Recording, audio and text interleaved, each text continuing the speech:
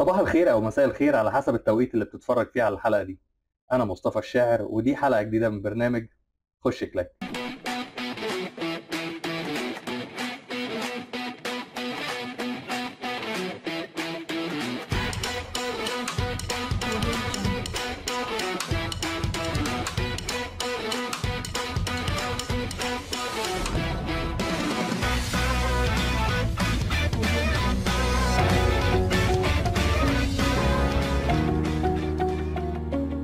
يا فنان والله خلاص يعني انت سيبني ادخل في بتبريك ده ايس مع الكاميرا يعني. والله ده بجد.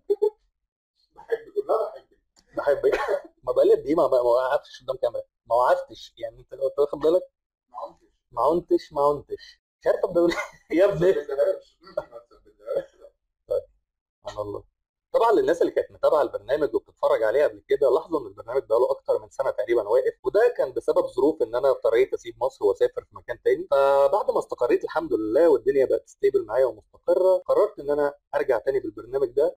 وبما اننا وقفنا فتره طويله قوي فاكيد مش هنرجع لكم برنامج خش كلاك بس، وهيكون معانا مفاجآت كتير هتقدروا تشوفوها في الايام اللي جايه، وفي برامج جديده هتظهر لاول مره. واظن الباك جراوند اللي ورايا ممكن تديكوا ايحاء شويه البرنامج اللي جاي على طول هيبقى عن ايه بالظبط. فبدون اي رغي كتير خلونا دلوقتي ندخل في اول حلقه بعد العوده من حلقات برنامج خش كلاك، واللي هتكون عباره عن ترشيحات لمجموعه من الافلام اللي ممكن تتفرج عليها في اي وقت فراغ عندك، في وقت فاضي، سهره الويك اند بتاعك.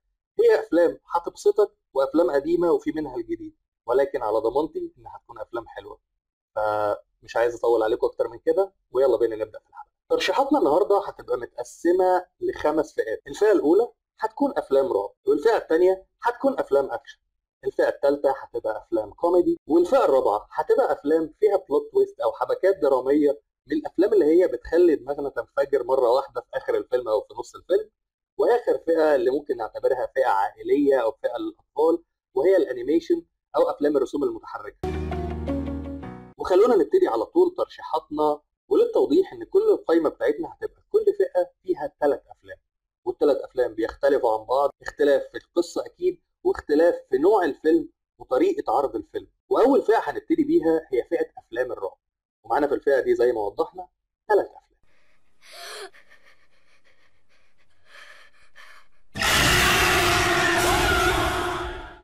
وخلونا نبتدي دلوقتي بالقائمه بتاعتنا في فئه افلام الرعب، وهنبتدي بالترتيب من الاقل امتاعا وحتى الفيلم الاكثر روعه في ال3 افلام. والتقييم ده تقييم شخصي خاص بيا انا بناء على فرجتي للافلام دي. والافلام دي هي افلام انا بعيد تكرارها، يعني وقت ما اكون فاضي حابب مثلا اتفرج على فيلم رعب ممكن اختار واحد من ال3 دول. والفيلم رقم 3 في القائمه بتاعتنا هو فيلم ذا ريت. Buongiorno. You're the American. Yeah, Don't like cats? not particularly. Welcome to Rome. It's infested with cats. Make sure they don't come in. Do you know why Father Lucas is famous? He's done over 1,000 exorcisms. What is it you believe? That's not the devil. Does a thief or a burglar turn on the lights when he's robbing your house? No. He prefers you to believe that he's not there, like the devil. It gets complicated when no proof of the devil is somehow proof of the devil. فيلم ذا ريت هو من بطولة أنتوني هوبكنز، وأظن أنا مش محتاج أتكلم عن أنتوني هوبكنز وعن قد إيه الراجل ده رائع في تمثيله، وعن قدراته التمثيلية وتجسيده، وقد إيه مجرد نظرة منه هتحسسك بالرعب. والفيلم ده من وجهة نظري بالنسبة للقائمة اللي تخص ال3 أفلام دول أنا هديله 7.5 من 10، وده مش تقييم للفيلم ولكن هو تقييم للإمتاع بالنسبة للفيلم ده داخل القائمة بتاعتنا بتاعت النهاردة. والفيلم رقم 2 معانا في القائمة بتاعتنا النهاردة هو فيلم The Exorcism of Emily Rose. I don't care about my reputation. What I care about is telling Emily Rose's story. It has begun.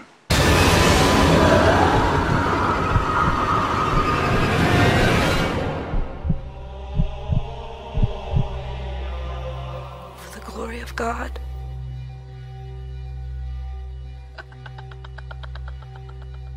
والفيلم دوت واحد من الافلام اللي اتعملت سنه 2005 او 2006 تقريبا، وكان ليه تجربه شخصيه معايا كتجربه مشاهده خلتني مش قادر انسى الفيلم دوت ولا تفاصيله.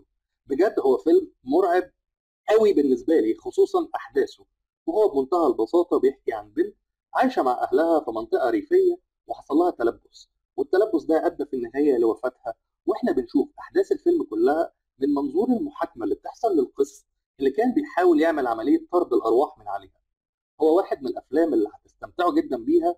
ونصيحه شخصيه، اوعى تتفرج على الفيلم ده وانت لوحدك وما تطفيش النور. وتقييمي انا للفيلم ده داخل القائمه بتاعتنا النهارده هديله 8.5 من 10. ونيجي دلوقتي للبوب الكبير بتاعنا في قائمتنا في افلام الرعب، وهو واحد من الافلام اللي بيتم تصنيفها كواحد من افضل افلام الرعب على مر التاريخ، ان لم يكن افضلهم بالنسبه لوجهه نظر ناس معينه. والدليل على نجاح الفيلم ده انه اتعمل منه جزء تاني، وكمان الفيلم دوت هو واحد من عالم سينمائي بيشمل انابل وبيشمل كمان دانون. اكيد بنسبه كبيره ناس كتير منكم عرفته، وهو فيلم ذا كونجورينج. There's a lady in a dirty nightgown that I see in my dreams. She's standing in front of my mom's bed.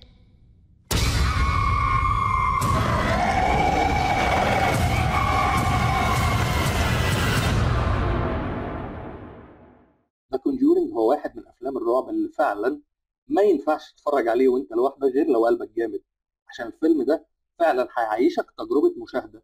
بعيدا عن بقى الجامب سكارز والخضات اللي مش مفهومه، انت هتعيش حاله من الرعب كامله، بدايه من المزيكا، الاحداث، التصوير، حتى الاضاءه بتلعب جزء كبير قوي في الفيلم ده.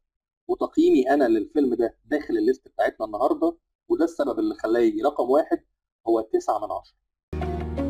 خلينا بقى نبتدي دلوقتي في القائمه بتاعتنا واللي خاصه بالافلام الكوميدي، واللي برضو اكيد هتشمل على 3 افلام هنقولهم بالترتيب من الاقل امتاعا بالنسبه لي وحتى اكثرهم امتاعا وضحك وهستيريا الضحك بجد، لدرجه انك ممكن ترفص في الارض من كتر الضحك. Not remove. What are the odds of that? Hey, Mugwumps! Mother Superior's looking for you! Yeah, let me get him.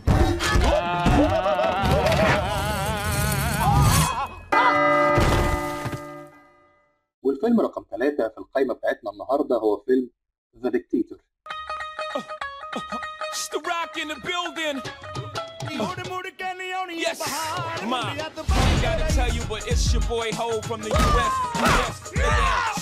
فيلم The Dictator هو واحد من الأفلام الكوميدية اللي بتمثل لك فكرة رئيس أو حاكم دولة وبيجور على شعبه وبيفتري عليهم وكل حاجة عنده بالقتل، وبجد هو شخص مؤذي لدولته.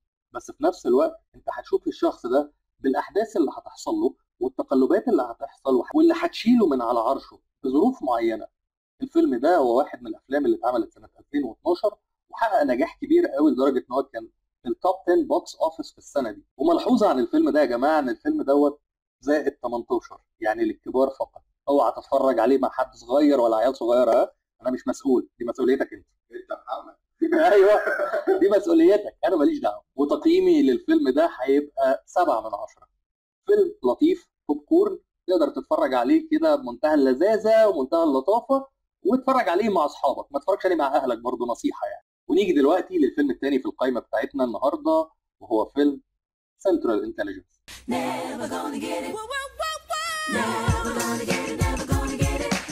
Look at him. Does anything about that look normal to you? Let's wreck him.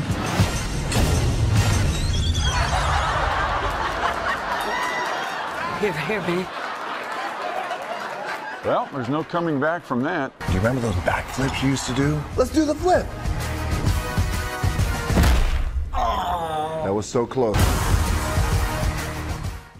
سنترال انتليجنس هو واحد من الافلام اللي كانت بتجمع ما بين دوين جونسون ذا روك وبتجمع ما بين كيفن هارت. واحد من الافلام اللي بجد هتحسسك قد ايه الدنيا بسيطه قوي، الدنيا عبيطه قوي، وقد ايه احنا كان مضحوك علينا، وقد ايه كمان ان انت زمان كان يبقى عندك صاحب بتتنمر عليه وبتاذيه، او انت كنت الشخص اللي بيتفرج على التنمر ده وساكت، ولكن مع مرور الايام تكتشف ان الشخص ده بقى واحد من اهم الناس في حياتك، واللي ممكن بسببه حياتك كلها تتغير للاحسن او للاسوء. وتقييمي للفيلم ده بالنسبه للقائمه بتاعتنا هيكون 7.5 من 10. ونيجي بقى دلوقتي لواحد من الافلام اللي كنت بضحك فيها من ساعه ما دخلت السينما، من اول التترات، حرفيا من اول التترات. عشان كده انصحك انك تتفرج على التترات اللي في الاول، وكمان تتفرج على البوست كريدت سين اللي بيكون في اخر الفيلم بعد تترات النهايه. الفيلم ده هو فيلم بلس 18 هو فيلم دموي، هو فيلم كوميدي، هو فيلم فيه بعض المشاهد الخارجه، هو فيلم فيه كومبو غريب وما تفهمش اتعمل ازاي. وحقيقي مارفل عرفت تعمل الكومبو ده بمنتهى الدقه، عرفت تضحكك، عرفت تخليك قاعد مشمئز، عرفت تشدك للفيلم. واعتقد ان الناس كتير منكم توقعت انهي فيلم اللي انا بتكلم عليه، وهو فيلم ديدبول. Baby. Packed in your stack, especially in the back, brother. Wanna thank your mother for a butt like that. You're a shotgun, bang. What's up with that thing? I wanna know how does it hang? Mr. Lover, like Prince said, you're a sassy mother.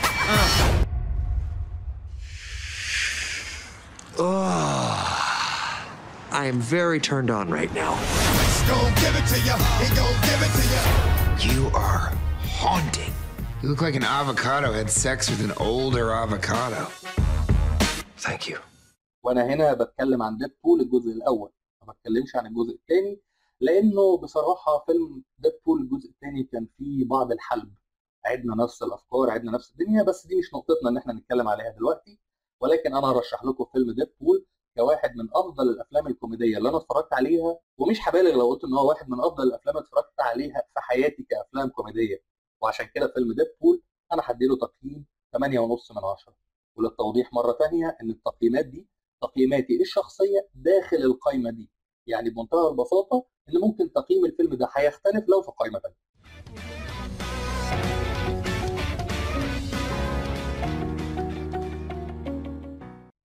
وندخل بقى دلوقتي على قائمه افلام الاكشن والاثاره، واللي بتشمل برضه 3 افلام. License to Kill.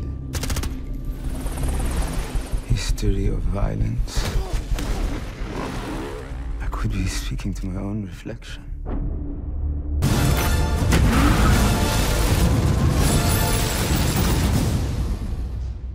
والفيلم الأقل إمتاعاً داخل القائمة دي، ولكن هو في حد ذاته تجربة مشاهدة بجد هي غريبة. هي المعنى الحقيقي كلمة ديستوبيا، أو عكس اليوتوبيا اللي هي المدينة الفاضلة، ده بقى عكسها تماماً. ده اللي هتشوف فيه كل حاجة غريبة، وهتحس إن ريقك ناشف ومخنوق وأنت بتتفرج، وفي نفس الوقت أبطال الفيلم بتوعنا أنت عايزهم ينتصروا عشان يوصلوا لهدفهم أيا كان هو إيه. والفيلم اللي أنا بتكلم عنه النهاردة هو فيلم ماد ماكس فيوري رود. In this wasteland, I am the one who runs from both the living and the dead. A man reduced to a single instinct. Survive. فيلم ماد ماكس فيوري رود، الفيلم من بطولة توم هاردي، واظن انا مش محتاج اتكلم عن مين توم هاردي، ولكن تقييمنا لتوم هاردي مش ده موضوعه دلوقتي، واحنا مش في وقت ان احنا نتكلم عن توم هاردي وقد ايه هو انسان مبدع. وعشان كده انا برشح لكم الفيلم ده كالفيلم الثالث من ضمن افلام الاكشن في القائمه بتاعتنا، وهديله تقييم 7 من 10. والفيلم رقم 2 معانا في القائمه بتاعتنا بالنسبه لافلام الاكشن هو واحد من الافلام اللي اتعملت سنه 1998، وهو من بطوله جون ترافولتا ونيكولاس كيج. واحد من الافلام اللي فعلا اتفرجت عليها وانا صغير، وفضلت معلقه معايا وبتفرج عليها على الاقل مره كل سنه او سنتين. فيلم اكشن لطيف تقدر تتفرج عليه مع العيله على فكره، وهو ما فيهوش اي مشاهد خارجه، وحتى المشاهد الدمويه اللي فيه هي قليله جدا ومش معموله بفجاجه تخليك متضايق من المنظر. والفيلم اللي انا بتكلم عليه دلوقتي هو فيلم فيس اوف. I've been chasing this guy ever since I joined the force. He has no conscience, and he shows no remorse. He's the mastermind behind numerous bombings and political assassinations. He has a felony list a mile long: murder, arson, kidnapping, terrorism, you name it. He's the most dangerous and brilliant criminal mind I've ever known. For years, I've been watching him, tracking him, studying his every move. I know his every mannerism, facial tick, gesture. I know him better than he knows himself. And now, after all this time, I finally figured out a way to trap him.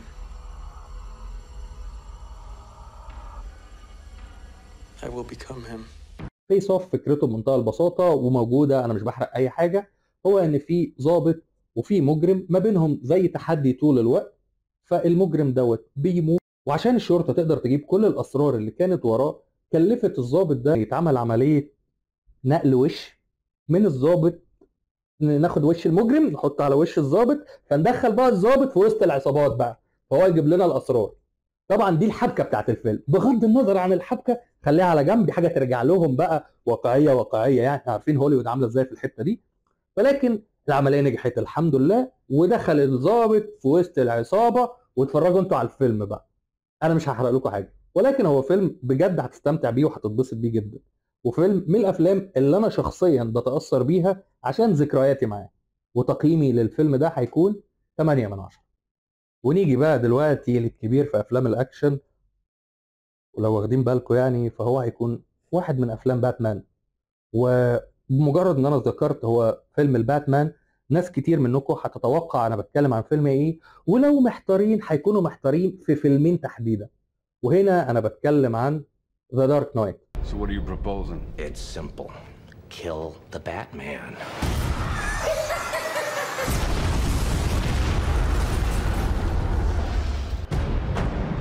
I promise you, the dawn is coming. And here we go.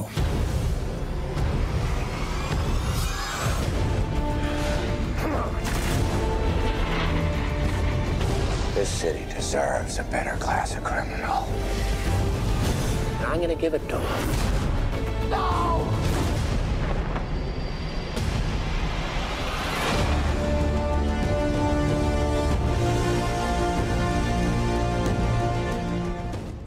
والفيلم كان من بطولة كريستيان بيل وهيث ليدجر، والفيلم ده اللي كان سبب في نهاية حياة هيث ليدجر وتمثيله العبقري اللي عمله في الفيلم ده. وعشان كده الفيلم ده بالنسبة لي أنا واحد من أفضل الأفلام في التاريخ، إن لم يكن أفضلها في بعض الأوقات، على حسب أنا متفرج على الفيلم إمتى. يعني أنا مثلا لو لسه متفرج على الفيلم دلوقتي بطلع أقول ده أحسن فيلم في التاريخ، وتقييمي للفيلم ده هيكون 9.5 من 10. والفيلم من قوته ومن نجاحه موجود على مواقع كتير قوي زي IMDb وروتن توميتو بتقييمات توصل ل 9 من 10 و 8.9 من 10. الفيلم ده يصنف من احسن 5 افلام او 10 افلام في التاريخ، وهو فيلم يستحق المشاهده. وفيلم طبعا هو بلس 18، ولكن من وجهه نظري تقدر تتفرج عليه مع الاسره عادي جدا، لان ما فيهوش مشاهد ممكن تاذيكوا او ممكن تاذي الاطفال.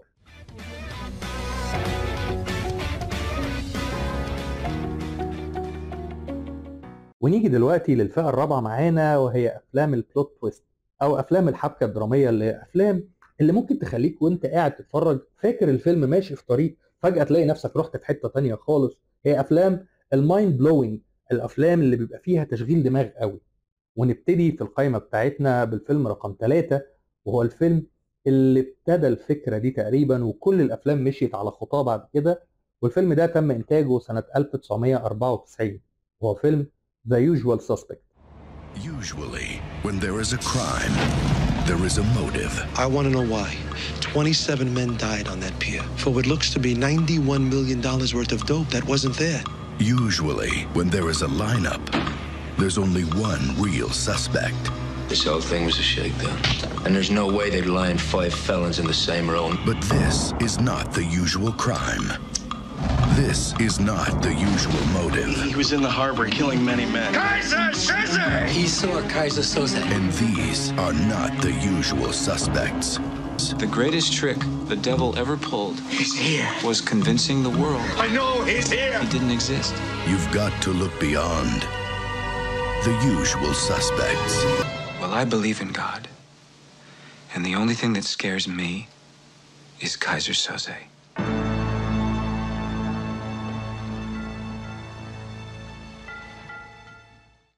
واحد من الافلام اللي لو اتفرجت عليه دلوقتي هتحس ان هو يا راجل بجد ما هي باينه قوي من اول الفيلم، ولكن ده بسبب ان انت اتفرجت على افلام كتير قوي عملت فيك المقلب ده. ولكن The Usual Suspect هو الفيلم اللي رسخ للنقطه دي، هو اول واحد عمل الموضوع ده. وتقييمي للفيلم ده هيكون 8 من 10. اما الفيلم رقم 2 معانا في فئه افلام البلوت تويست هيكون فيلم تم انتاجه سنه 1957. فيلم ابيض واسود يا جماعه. الفيلم بجد متصور في اوضه واحده، هو فيلم 12 Angry Men. On the point of that knife, a man's life is at stake. I'm just saying it's possible. And I say it's not possible. I want you to watch this because I don't want to have to do it again. I'll make myself about 6 or 7 inches shorter, okay? It's about right, maybe a little more. Okay, a little more.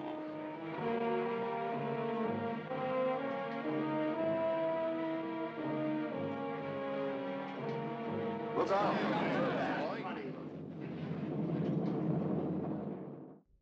والفيلم ده بيتكلم عن فكرة بسيطة قوي وهي the benefit of the doubt.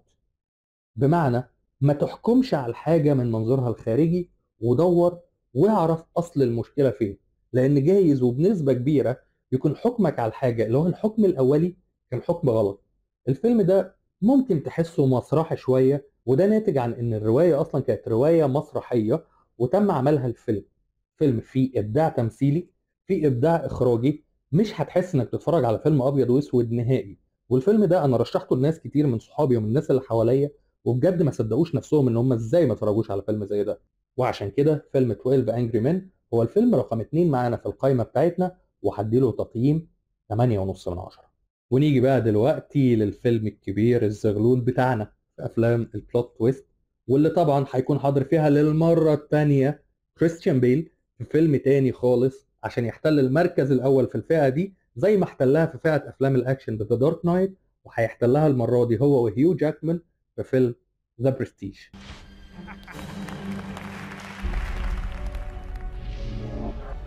A real magician tries to invent something new. It's something that other magicians will scratch their heads over. I suppose you have such a trick. Actually, I do. It's the one they're gonna remember me for.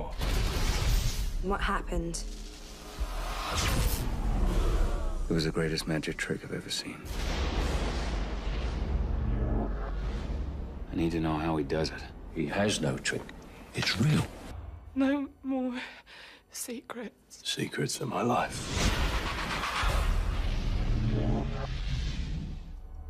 فيلم ذا برستيج واحد من الافلام اللي فعلا انت قاعد تتفرج على الفيلم ومستمتع وتمثيل جبار وماجيك تريكس وناس سحر بقى وحاجات من دي من اللي تبسط قلبك كده، وانت قاعد تقول الله ايه الجمدان ده، ايه التمثيل ده، ايه الاخراج ده، هوب على دماغك يا معلم تاخد بلوت تويست في اخر الفيلم تخليك قاعد تور حوالين نفسك. انا اول مره اتفرجت على الفيلم ده كنت معتبره فيلم كويس، فيلم جيد، فيلم كنت هديله تقييم 8 من 10 مش بطال عليه، ولكن بعد ما خلصت الفيلم ابقى انا بفهمش اي حاجه لو ما اديتوش اقل من 9.5 من 10.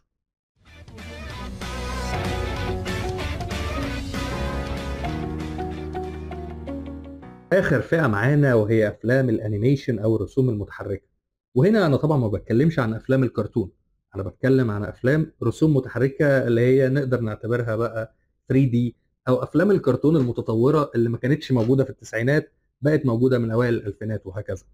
Here it comes. Prepare the foot. Keys to sector position. Ready to launch on your command, sir. Just shut up! Fire! That's it. Go to your room. Now. The foot is down. The foot is down. Good job, gentlemen. That could have been a disaster. Well, that was a disaster. والفيلم رقم 3 في القائمة بتاعتنا النهاردة هو واحد من أفلام اللي تم إنتاجها عن طريق شركة بيكسار، وهي واحدة من الشركات اللي فعلا في مجال الأنيميشن بتنتج لنا أفلام ماستر بيسز كده، أفلام تقعد للتاريخ ما بيفرقش معاها الزمن اللي هتتفرج فيه على الفيلم ده أو التوقيت أو أنت هتتفرج على الفيلم ده مع مين. والفيلم رقم 3 في القائمة بتاعتنا هو فيلم سول. What is this place? What's your name, honey? I'm Joe.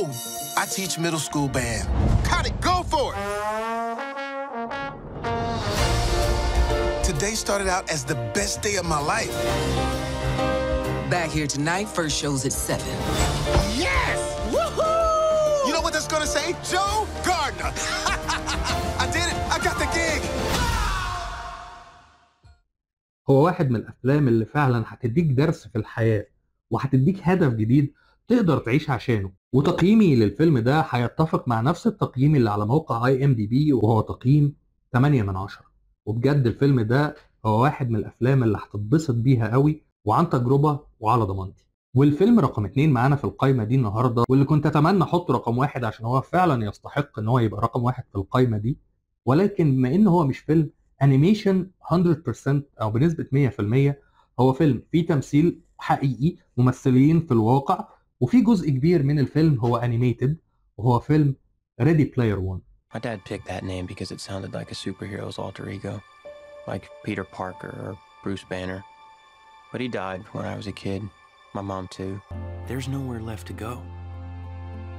Nowhere. Except the Oasis.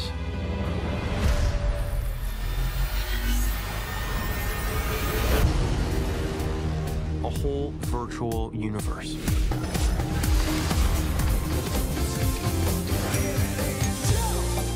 Like many of you, I only came here to escape. But I found something much bigger than just myself. Are you willing to fight? Help us save the Oasis.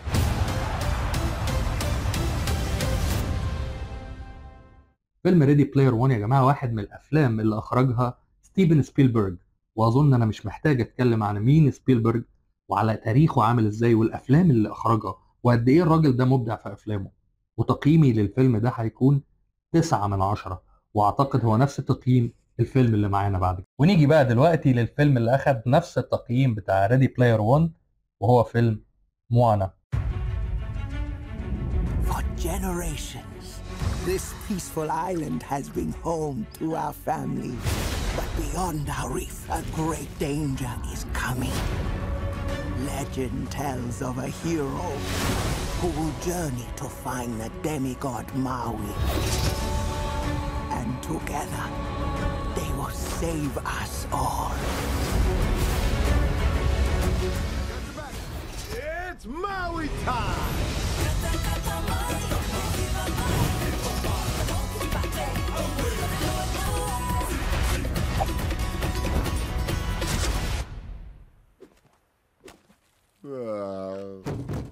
Really? Blow dart in my butt cheek. We're going to the realm of monsters? Don't worry, it's a lot farther down than it looks.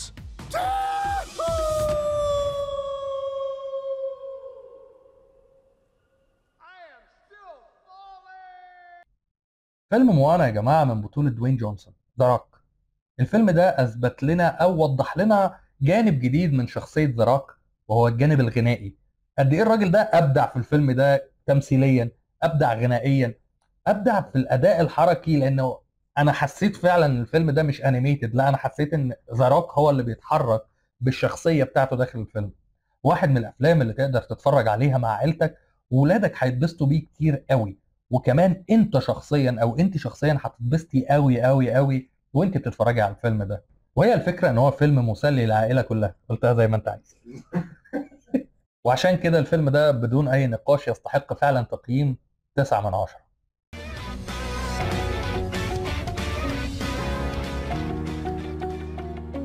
وبكده نكون خلصنا القائمه بتاعتنا النهارده بالنسبه للافلام.